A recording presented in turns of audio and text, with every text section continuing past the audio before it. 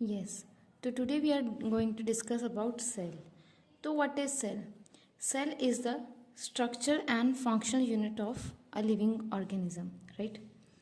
Then जो cell है क्यों इसको structure and functional unit of life या लिविंग ऑर्गेनिज्म बोला जाता है, तो उसके लिए हम यहाँ पे देखेंगे कि we know that there are different type of cells in the multicellular organism. हमारे मल्टीसेलुलर ऑर्गेनिज्म में डिफरेंट टाइप ऑफ सेल्स होते हैं and different type of cells perform the different function depending upon their location, right. वो different location पे होते हैं, different function perform करते हैं. जब एक ग्रुप ऑफ सेल्स इकट्ठे होके, ठीक है, एक ही जगह पे अपना फंक्शन जो है पर्टिकुलर फंक्शन परफॉर्म कर रहे हैं, और उनको हम क्या बोलते हैं? टिश्यूज़. ग्रुप ऑफ सेल्स को हम क्या बोलते हैं? Tissues. And then group of tissues which group together and perform a single function that constitutes organ. Then organ के आगे हमारे पास क्या बनता है? Organ system. ऑर्गन सिस्टम के बाद हमारे पास क्या बनता है? एक ऑर्गेनिज्म बनता है. तो देखिए, तो हायरार्की हो गई कि सेल को हम structure function unit of our life क्यों बोलते हैं. Then coming to the cell theory. Cell theory में हमने पढ़ा कि all living organism such as plants, such as animals are made up of cells. ये सभी किससे बने होते हैं? सेल से बने होते हैं, राइट. और all the new sales arise from pre existing cells. कि जितने भी हमारे पास न्यू सेल्स हैं, ये उत्पन्न कहाँ से होते हैं? Pre existing cells. Pre existing cells का मतलब क्या होता है? कि जो पुराने सेल्स हैं उन्हीं से ही जो न्यू सेल्स हैं वो बनते हैं. और इसको लैटिन में क्या बोला जाता है? ओमनी सेलुला ई सेलुला. और ये हमें किसने दिया था? ये जो हमें फर्स्ट पॉइंट सेल थ्योरी का दिया था, ये स्क्लाइडन एंड श्वान ने दिया था. और जो हमें सेकंड पॉइंट दिया है, ये किसने दिया है? रुडोल्फ वर्चू ने दिया है. ठीक है जी. तो इन तीनों ने मिलकर हमें क्या दी थी?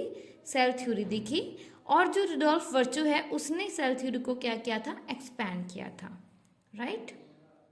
यस. इसके बाद बेटा हम पढ़ेंगे ओवरव्यू ऑफ द सेल. हमें पता है कि हमारे पास प्रोकैरियोटिक सेल, यूकैरियोटिक सेल, दो तरह के सेल्स होते हैं, राइट. प्रोकैरियोटिक सेल्स जिनके पास होते हैं उनको हम प्रोकैरियोटिक ऑर्गेनिजम्स बोलते हैं. इनमें जो हम फर्स्ट एग्जांपल लेंगे बेटा, वो किसकी लेंगे? मोनरा की लेंगे. मोनरा मतलब कि क्या, हमारे जितने भी बैक्टीरियाज वगैरह आते हैं ये प्रोकैरियोटिक सेल होते हैं, राइट. अगर हम यूकैरियोट्स की एग्जाम्पल देखें तो यूकैरियोट्स में हमारे पास क्या आते हैं? प्रोटिस्टा आता है बेटा. एंड मल्टीसेलुलर ऑर्गेनिज्म जितने भी हमारे पास, जैसे कि फंजाई हो गया हमारे पास, प्लांटे हो गया हमारे पास, एनिमेलिया हो गया, ये सब हमारे पास क्या होते हैं? यूकैरियोटिक सेल में आते हैं, राइट. थोड़ा सा स्ट्रक्चर ओवरव्यू देखेंगे हम. जो हमारे पास प्रोकैरियोटिक सेल है, प्रोकैरियोटिक सेल में आपको क्या देखने को मिल रहा है? कि हमारे पास एक सेल वॉल होगी. अगर हम बैक्टीरिया की भी बात करें तो उसके पास क्या होगी? एक सेल वॉल होगी, राइट. और इसी के साथ इसके पास क्या होगा बेटा? क्योंकि ये सिंगल सेलुलर ऑर्गेनिज्म है तो इनके पास अलग अलग chamber for performing different function नहीं होते, राइट. तो इनके पास क्या है? सर्कुलर क्रोमोसोम है. इनका जो जेनेटिक मटेरियल है वो ऐसे ही लाया करता है क्योंकि इनके पास न्यूक्लियस नहीं होता. Instead of nucleus what they are having nucleoid structure, right. और बेटा अगर हम देखें यहाँ पे राइबोसोम प्रेजेंट है. राइबोसोम का काम क्या होता है? Protein synthesis, right. Protein synthesis होता है. और आरएनए पड़ा है यहाँ पे, राइट. अगर आप यहाँ पे देखें, यहाँ पे हमारे पास यूकैरियोटिक सेल है. यूकैरियोटिक सेल में मैंने ये दिखाने की कोशिश की है कि जो यूकैरियोटिक सेल्स होते हैं उनमें हमारे पास न्यूक्लियस होता है वेल डिफाइंड. उनमें हमारे पास अगर न्यूक्लियस है तो न्यूक्लियोप्लाज्म होगा, मतलब न्यूक्लियस के अंदर वाला फ्लूइड भी होगा. न्यूक्लियस है तो न्यूक्लियर की वॉल्स भी होंगी बेटा. और इनके साथ साथ ही यहाँ पे हमारे पास बहुत सारे सेल ऑर्गेनेलीज होंगी. ये देखिए पिंक कलर का region, this is ER also present. साइटोप्लाज्म होगा जहाँ पे सारी ऑर्गेनेलीज लाई करती हैं. यहाँ पे हमारे पास गोल्जी अपैरेटस है, माइटोकॉन्ड्रिया है, राइबोसोम्स हैं. बेटा राइबोसोम्स आपको दोनों में मिलेंगे, प्रोकैरियोट्स में भी और यूकैरियोट्स में भी, राइट. अब थोड़ा सा अगर हम डिफरेंस की तरफ चलें कि what is the major difference between these two, तो you can clearly see cell wall made up of peptidoglycan in is present. तो बेसिकली जो प्रोकैरियोट्स होते हैं उनमें जो सेल वॉल है वो किसकी प्रेजेंट होती है? पेप्टाइडोग्लाइकन की होती है. लेकिन अगर मैं बात करूं यूकैरियोट्स की, तो बेटा जी यूकैरियोट्स में सेल वॉल हो भी सकती है और नहीं भी हो सकती है. क्यों बेटा जी? जब मैं बात कर रही हूँ किसकी? जब मैं बात कर रही हूँ प्लांट की, तो प्लांट में सेल वॉल होती है, जो कि किससे बनी होती है, सेल्यूलोज से बनी होती है।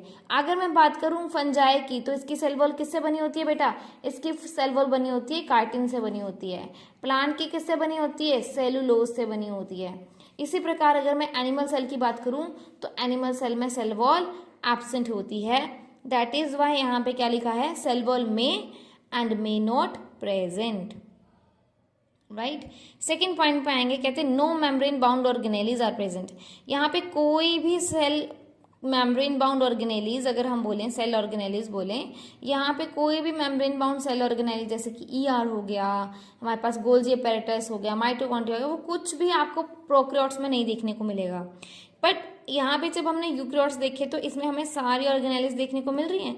That is why we say membrane bound organelles are present in case of eukaryotic cell. जब हम बात करें साइज की, तो आप साइज में क्लियरली डिफरेंस देख सकते हैं। ये आपका प्रोकैरियोटिक सेल है, ये स्मॉलर इन साइज है, ये आपका यूकैरियोटिक सेल है, लार्जर इन साइज है। फिर हम बात करेंगे क्रोमोसोम की, इनमें सर्कुलर क्रोमोसोम डीएनए आप बोल सकते हो प्रेजेंट होता है, और इनमें लीनियर फॉर्म ऑफ डीएनए या क्रोमोसोम आप बोल सकते हो प्रेजेंट होती है।